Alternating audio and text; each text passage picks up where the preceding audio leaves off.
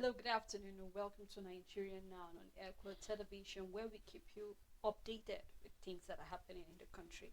I am Sarah Elisha Dasham, and I will be doing the program alongside Rachel Tansey. Good afternoon, Rachel. Afternoon, How you Sarah. doing? I'm fine. How about you? Great, preparing for the weekend as usual. Yes. All right, we shall be going into the topics of the day, which we hope to cover before the end of the show for today. Remember, you can be part of the conversation by joining us via Facebook and YouTube. Drop your comment, your views on any of the issue we will be discussing. I would love to start with the issue of today being the World No Tobacco Day, where we're seeing that the World Health Organization is looking forward to where there will be a ban on smoking publicly in Africa, looking at the statistics that are increasing, especially between teenagers, talking about ages 13 down to 15, 17, and it is really, really a menace. And they feel it's very important that that hopefully should be passed. And I think I want to totally agree with the World Health Organization regarding that because we're seeing that about 7 million Africans have been, talking about getting addicted to the issue of tobacco. And we know that even looking at the way things have been moving lately and then talking about if you will recall the morning, I say each time I see tobacco I put it side by side with tuberculosis because I feel that that has a way of affecting your liver, your lungs directly, and then eventually your organs gradually start failing, and then before realizing you have become a problem to yourself and as well to your loved ones around. And I think it's very, very important at a time like this that the World Health Organization should look forward doing something of that nature. And we're seeing that for every year they have a theme, and the theme for this year is protecting children from tobacco industry interference. And we know that kids between that age easily get influenced by what it's especially talking about commercials when it comes to tobacco smoking, and then makes it look very attractive, very beautiful, that you want to try something, and before you realize it, from trying one stick and then before realizing you've gotten hooked into it and there's no way out of it. So I think that it's important that we talk about it. How can the government come involved in all of these things? Because if we see in Africa, we're talking about everywhere. How many countries do we have in Africa? So it's really a big job. So we know that the World Health Organization, in as much as they have representative in these countries, it's important that we see the government of this country getting directly involved in it and see how they can. But you raise a very big concern in the money concerning, are the government ready to cut down this issue? Because we know that talking about revenue that these companies generate is something that the government really, really have to take a deliberate step, because we Mm-hmm. took we have to take our minds back to the issue of the sachet alcohol, where we saw Mm. even the trade union being against it, the fact that people will be out of job and all of that. But we know that this is talking about, if we're saying there should be a ban on open smoking, I think really is needed. Rachel, you and I can have actually testify to the fact that if we've gotten involved in things like this whereby you are not the one smoking but someone else is smoking, and eventually you get affected. Let's not even talk about people who are addicted, talking about that do not have tolerance for smoke, asthma patients and all of that. So I really think that they need to target the public and letting them know how this is very harmful to the health is something we really need to add up Yeah. our voice to that of the World Health Organization regarding the issue of this World No Tuberculosis Day. I love the fact that this move from World Health Organization is not only for Africa, but a global move because they've started in North America and other countries where they're trying to see that, you know what, smoking publicly will be banned and stop that. Even currently, when you go to certain relaxation social places, you find out that there is certain signs that say you can't smoke in this area. Then there's an area designated for those who want to smoke and all of that, because the truth is that the smell of tobacco is offensive. It's not a Mm, nice one, except if you're taking it, then you won't mind the smell, but it's not, it is very strong, it is very offensive and uncomfortable. It causes a lot of discomfort when you pass. It's almost like inhaling something unpleasant, like the exhaust pipe of a car or something like that, and all of that. And then secondly, for the concern of underage children is that On the pack is written 18 plus, meaning you cannot be younger than 18 for you to be able to access tobacco and smoke as it is. Now, everything is regulation. And then it's not, I keep saying it, it's not a free will thing. When it comes to law enforcement, it's a lot of work. I keep saying it. Law enforcement is a lot of work. There's so much work in Nigeria, and sometimes what I love about our discussion, Sele, is the fact that it keeps opening our eyes to the lots of work that is needed to be done in the country. A minor should not come to you and buy these things.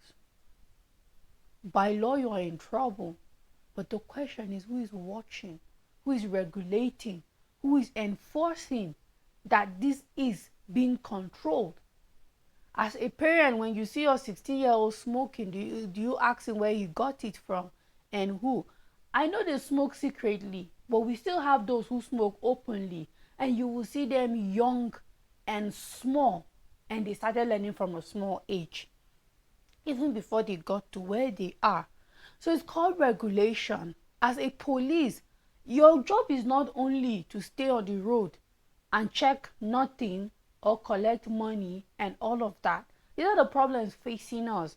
That's why I say you can't be static. Security cannot be static. You cannot be on patrol and stay in one place. Your patrol involves you making sure that certain laws, as simple as if you see a minor smoking, you stop and ask him, where did you get it? He's a minor, so you can't arrest him. That's a juvenile case and all of that. But then he points you to who sold it to him. The person who sold it to him is going to be in trouble. It's the same place in other countries that takes this kind of thing seriously. Before you go into certain places that are prohibited for a certain age, you have to show your ID card. Especially if you look very young and it's suspected that you're not yet 21, you cannot enter this kind of social place, or you're not yet certain age, you cannot have this, you can't have alcohol, you can't smoke cigarette and all of that. You have to show the proof that you have reached the age that will allow you to be able to have access to certain things and all of that. But we sit down and we just talk with mouth. And I keep saying it, that there's a reason why there is law enforcement. That people by nature, you will definitely find good and bad. Everybody will not be law abiding. Everybody will not be a good citizen. Law enforcement is there to make sure that those who refuse to be law abiding must be abiding, whether they like it or not. That's why we have law enforcement, is to make those who don't want to obey, because there will always be those with or without law enforcement will do the right thing. There will be people that will pay their tax. There will be people that will follow traffic lights. There are people that will follow their civic duties and rights and all of that, with or without a law. However, there will be people who will not. And that's why we need law enforcement. And I'm taking it to this level because the question is, how do we make sure that minors don't get access to this thing? It's so much work. Is watch, is a community watch and all of that. And then when you eventually see down what is being done about it, something drastic needs to be done to make sure that they don't get it. First of all, is for them not to have access to it. And then secondly, is to make sure that when you sit down with you, something serious is being done about it, to make sure that we curtail it and all of that. It's a lot of work, and I hope that we are able to do it. For the public ban is definitely welcome. It's not, don't take tobacco, of course not, but it is offensive, and whether you like it or not, it kind of affects the people around. And when you see the kind of sicknesses that is related to taking smoking, Miss Ella, it's scary on a lot of levels. I don't even know why I would want to take that, because I so much want to be healthy, and I pride in being a healthy person to a large extent. So anything that will deteriorate my health, I don't think I should be a part of it. but then it's addictive. That is the second thing about it. So and the problem is when you start it, you get addicted and then you go overboard. That's where people get hooked and all of that. And it's not just the tobacco, it's also vaping, because either way there's all this caffeine, there's all those addictive elements in it. So one way or the other, you're destroying your organs, you're destroying your eyes, you're destroying your lungs, you're destroying your skin, you're destroying every organ that breathes in and out. Even your skin is being destroyed as a result of even fertility, both men and women, when it comes to smoking and all of that. So when you see these things, you can't just help but wonder, then this is definitely something that shouldn't even be out there in the first place, but it has found itself in the market and available. Now it's left to you, because what the tobacco company does is that they let you know that smokers are reliable to die young. So you just know that, man, if you're supposed to be 70 years old, you're every cigarette you take, it takes down 2 minutes, 5 minutes, 1 hour, a year, and all of that. So yes, exactly, it just shortens your life. They make it out there for you, and like clearly, so that you will know they are not hiding anything from you. It's just like when they say car parked at owner's rigs. So this is the same situation. As you they smoke smoke at at your your rigs, rigs, because truly. we've told you the danger. Truly. So for minors specifically, I think something drastic needs to be done about it. It's a lot of work. You know, the issue of minors being involved in this is really what worries me a lot, because we see even where maybe it starts from as little as sending the minor to buy it for you. Yeah. I clearly remember I had a neighbor. This man can smoke a whole pack and more, and you know the way the smoke goes. So definitely, you being the next, it's very likely, especially when you come to the corridor to get some air, you can't get fresh air except if it's not home. And most time is if he runs out of cigarette, definitely he sent his young son, who is maybe 7 or so. And I clearly remember where I saw him trying it. And we know the way kids are. Very You learn curious. from seeing. So what Yeah. you see, especially someone you're looking up to doing, you want to try it. And I think that is why the World Health Organization, starting from the social media influencers, because they promote it. We remember, was it last week or so, where we saw the Nigerian government doing something about the issue of rituals and all of that in some of these movies, because yes. of the issues we're having, kidnapping and all of that. And I think these are part of the things, because it makes it look very beautiful. Appealing, Makes it yeah. look like you have this kind of swag, you have this kind of respect when you smoke. And then before and no wonder the age had to be between this 13 and 15, because you're trying to try everything. Yes. And eventually you get addicted. I mean, the issue of the Chidinma that we saw that killed the TVCU. One of the interview we saw was where she was being chased from home because her mom said she started smoking at the age of 9 or so. So imagine, now we see that even parents have a role to play in the issue of this. So when we keep talking about the fact that this needs to be done, this needs to be done, this needs to be done, we know that we can't just leave everything to the government. Eventually there's little thing that they can do, little or nothing. Eventually when you fail to do certain things back at home, you know that definitely you have to fight it. So we are hoping that this will not, just like I said, the World Health Organization is trying its best, the government should put their hands, individuals, I know people are trying their best, as well as parents need to play their role, especially when it comes to the issue of minors. Now yesterday we know was the Biafra Day. And before then, they kept, saying the fact that they need the government, they need the IGP, the issue of making sure that students in the southeast can actually get a day different from others to get to write math, which was yesterday. And I clearly remember we raised our voice here to say that we know that WAEC is not something that is done just in Nigeria. It's a West African examination. And if you're trying to stop these kids from being future of tomorrow, you're trying to pose yourself as a terrorist group. Now we're seeing that about 2 soldiers yesterday lost their life because certain gunmen actually shot, because the Biafra, the IPOP are yet to come out and take ownership and say Yeah. we did this, because they said it seems as if these gunmen were monitoring the checkpoints, because the soldiers that were killed at a checkpoint, setting the van on fire and all of that. And I clearly remember when I said that all of these things are things that can give room to chaos. We saw where even some of the students had to dress in disguise, write the exam, others had to dress in disguise to cause trouble regarding however it is, because it looks like it was a day that was being signed for behaviors that are not acceptable, in as much as they say supposed to be sit at home just so that they can mark the day. And we keep saying we need a country where we need to be united. There is a lot on the plate of the Nigerian government that need to be tackled. Very, we have a lot of issues, and I believe that this should not be another. I was just scared when the story broke out. Reason why? Because I clearly remember the issue we had in the Kwama community, and the aftermath of it was not something anybody. We know how many weeks the resident of Okwama had to be living in the forest because their homes have been taken over. Some of the homes were set ablaze and all of that.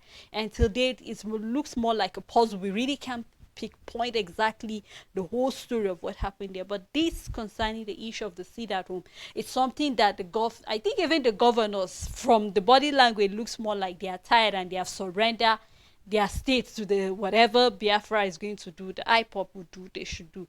But I think a drastic measure needs to be taken. What can be done? In as much as a number of people have actually, so okay, let us try to understand what these people want. They need a republic of theirs, but then what can be done to make sure that, what, we've had many cases where certain, I think there was a lawmaker that was beheaded that was linked to the issue of the IPOB being involved, and so many other things have been happening in the southeast, and it's always either is it coming from the IPOB or they are not, and so many things are actually happening. But the issue of this is really something I'm not happy. Yes, we've seen that the southeast governors have come out to condemn this act. They want to see what actually happened in Aba yesterday concerning the killing of these two. But I'm hoping something needs to be done, because as security operatives also are human beings first and foremost before they became military men. And the defense headquarters is giving a warning. If we do not want to tamper with their morale, then citizens need to also act right. So it's really so many things together, and I hope that that can be tackled eventually. I mean, what the defense headquarters is saying concerning the tampering with the morals of the soldiers is actually true. It is a concern, because imagine yourself, Sele, in a position where you are trying to keep the peace of a place or a country, and then your attack is from civilians, people that you are trying to protect, and all of that. Because in both cases, because we can see that of Okama, we can see that of Banex Plaza, we can see now that of Abia. These are attacks from civilians, and then it's different if the military know what they are going up against. Are you a terrorist group? Are you civilians? What are you? So that we know how we come into the situation. Because I believe that the same thing for Okama is that they didn't see that coming, because these soldiers were unarmed. With the little stories we were able to gather concerning that news in particular, in as much as up till now nobody really knows exactly what happened. And also we can see the assault in Banex and all of that, and out in Abia State. And then we just can't help but wonder what is happening with the military in Nigeria, Sele. It's really sad. For me, it says that so much is wrong on a lot of level. Regardless, we shouldn't be seeing these types of things. It's either the military is involving in what they shouldn't involve themselves in, or they are showing us how incompetent they are. If you are going unprepared to certain operation, it's either you don't know what you're stepping into, which is also wrong on another level, and then it shows your incompetency, because we are expecting to see high level of intelligence from you, and you can't step into a problem unprepared. It shows a lot of lapses and a lot of mistakes that is costing the life of our military personnel on a lot of level, and then it is sad on so many levels. Now, I'm finding it a little bit funny that the defense headquarters is warning the IPOP and those in the southeast to be careful because they don't want they used intelligence and all of that. But my question is, why are you selective of when to use your intelligence and not? Because in the case of Okama, we saw a reprisal from the army. When you put those people under siege, it's a reprisal. When you burn their houses, it's a reprisal. We have people coming out to say civilians were killed, in as much as the army denied it. But you raised their houses down. You stopped activities from happening in that community. That is a reprisal from the army, because you're not expected to do that in the first place. You are not supposed to do that by any means whatsoever. That is not how you're supposed to take it. Now the question is, it because you see IPOB as a bigger threat than civilians in a community? Because when it comes to that of the community in the Niger Delta, you went angrily and did what you want to do. You put siege on them for weeks and weeks and weeks, and they were brutalized on a lot of levels. Some didn't make it on the papers, some few made it out on social media and all of that. This was live footage for those who were able to be able to get a little bit of that and all of that. It has been out there. And then now coming to the southeast, you are saying you're using intelligence, you don't want to. And for me, I still see it as the military showing us a little bit of, you know what, do you really know what you're doing? Do you see IPOP as a bigger threat than people in another place? Because your code of conduct should be the same all the time.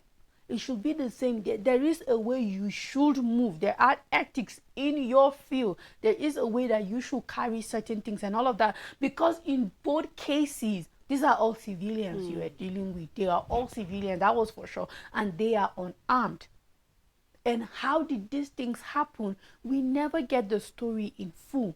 And the army is always portraying a picture of not knowing what is happening. And you can't just help but wonder, do they really not know? Or are they just hiding some information because of how sensitive it is and all of that?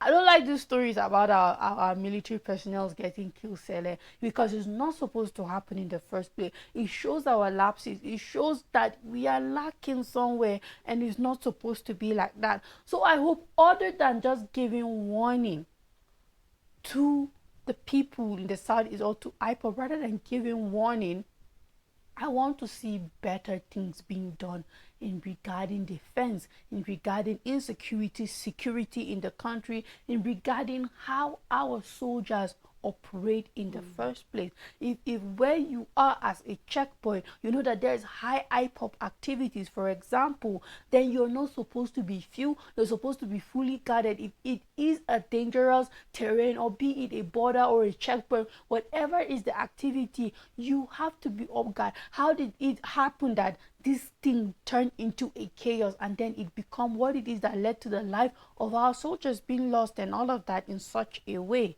These are many questions that we need answers for it, because it doesn't make sense that military personnel are always getting killed. Just like that, it will kill their morals, of course, because this is what you want to do, and then the civilians you want to protect, on the other hand, are killing you. It's the same way with us. We're losing trust in them because we have military personnel killing civilians. It's vice versa. It happens like that. You lose your trust in the people that are supposed to protect you. The same way they can lose their trust in the people that they are supposed to protect and all of that. So I just hope that the needful is being done concerning this. You know, I'm just looking forward to the proof, since we are yet to know who those unknown gunmen are, because as it is presently, IPOB have not taken responsibility that we are involved in all of this. And so right now it's more like a puzzle that needs to be solved. We need to know who are the people behind the killing of the soldiers. I keep saying, first and foremost, the soldiers do not have two lives. They don't. What makes them different from every other person is the training they have and their arm that is with them. Without that, they are as normal as any other person. So therefore, I mean, looking at the whole scenario, it wasn't like there wasn't tight security. There were helicopters flying all around, because, of course, I believe that the defense headquarters sensed that something of this nature might happen. But you can't help but wonder, then where or how did they get it wrong, or what went wrong to the point that these soldiers that were being killed were killed at the checkpoint? Yes, we And know those we've who had killed them cases. got away. How did they Exactly. get How did away? they get to? Are we trying to say that at each checkpoint we had just two military men, or there wasn't another checkpoint following on a checkpoint before, or before they were all set ablaze? Something should have been done, and I think that is where we really need more intelligence. I mean, so that before anything of that nature can happen, you can think two times or three times better than all this scenario. I know that the president really, really will be happy, because I remember what happened in Kwama, where he said an attack to the soldiers, an attack on Nigeria. Yeah. It's an attack on the nation. It's an attack on our sovereignty. So I am hoping that we'll have better things being done, and the same energy that will be channeled on the issue of this should be channeled on every issue of insecurity in this country. We might be talking about the issue of the sit at home of yesterday, the Biafra Day, but let's not forget we still have the issue of in Castina. We still have issues in Zamfara. We still have issues even in the Plateau State. So a number of things are still happening, and nobody has come out to take responsibility of certain things. So we just give it an umbrella name: kidnappers, bandits, without anybody coming out and say this is the main person. Nobody has taken responsibility. Nobody. As far as I'm concerned, we just give it a uniform name. So I am hoping that we keep saying yes, as security agency are trying. I mean, we saw some of the successes they were able to get in May and even in the first 1 year of the president. But believe in me, Nigerians need more from them, because I mean, with stories like this, you will be scared to visit the southeast, because you think that you might be a victim. So we are hoping that there will be a synergy, the people will cooperate, and as well will have a lasting peace eventually. I think that is the desire of everybody. But I think this is how far we can go on the program. Rachel, thank you so You're much for welcome, doing this with Sela. me. And also thank you to our viewers and our supporters. And thank you for the people who made this program a success. Until we come your way next week, Happy New Month in advance.